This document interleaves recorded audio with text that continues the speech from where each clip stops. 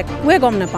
নাপাওঁ মানে কি আমি সদায় 3:30 বজাত মৰ্ণিং ৱাকলৈ যাওঁ মই 3:30 বজাত সাৰ পালোঁ সাৰ পাই পেলাই মই ভাবিছোঁ এই এতিয়া যিজন মামা কথা কৈ গৈছে তেওঁ মামীয়ে আমাক সদায় 3টা বজাত ফোন কৰে ৰাতিপুৱা মৰ্ণিং ৱাকলৈ যাবলৈ তাৰ মই ভাবিছোঁ তেওঁ ফোন কৰিছে উঠিলোঁ উঠি পেলাই ফোন নাম্বাৰটো চাই দেখিলোঁ এওঁলোকৰ ঘৰ ল'ৰাটোৱে ফোন কৰিছে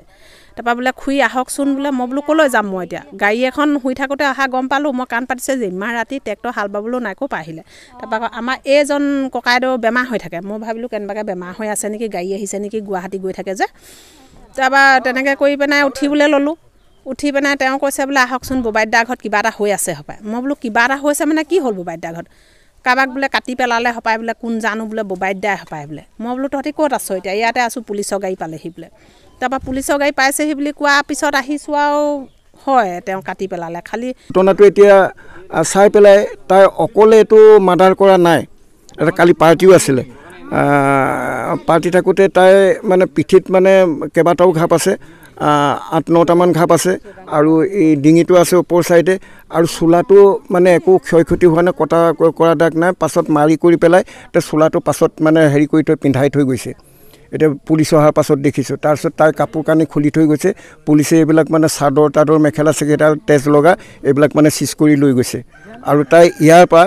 আৰু তাত মানে থানাত মানে পুলিচে কোৱা মতে থানাত মানে কৈছে কি যে মই দৰৱ খাই আহিছোঁ বুলি কোৱাৰ কাৰণে ট্ৰিটমেণ্ট কৰিবৰ কাৰণে হেৰিলৈ লৈ গ'ল